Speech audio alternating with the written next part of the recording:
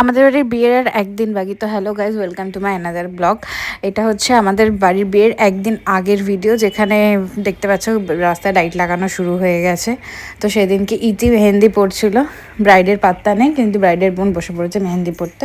তো এক হাতে আমি করাচ্ছিলাম, এক হাতে ওর একটা বন্ধু করাচ্ছিল। তো মেহেন্দি পড়ানো কমপ্লিট হয়ে যাওয়ার পর আমরা বাইরে গিয়ে দেখলাম লাইট জ্বলে গেছে। লাইট জ্বালানো হয়ে গেছে, দেখো ইতি নেচেও দিল রাস্তায়। তারপরে ইতি তো খেতে পাচ্ছিল না, আমি ওকে চাটা খাইয়ে দিচ্ছিলাম।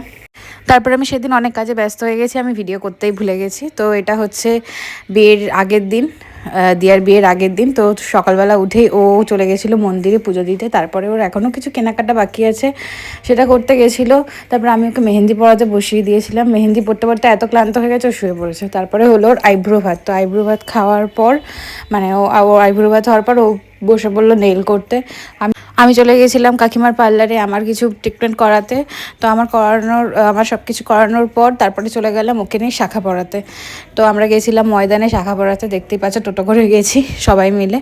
তো এই শাখার দোকানে এসেছিলাম, শাখার দোকানে এসে শাখা টাকা দেখার পর ওর যা হয়ে গেল ওর শাখা পরানো।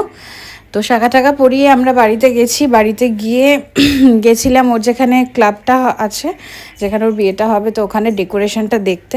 তো আজকের মতো ব্লগটা আমি এখানেই শেষ করছি। আবার কবে বিয়ের ভিডিও নিয়ে আমি আসতে পারবো আমি জানি না। আপাতত টাটা।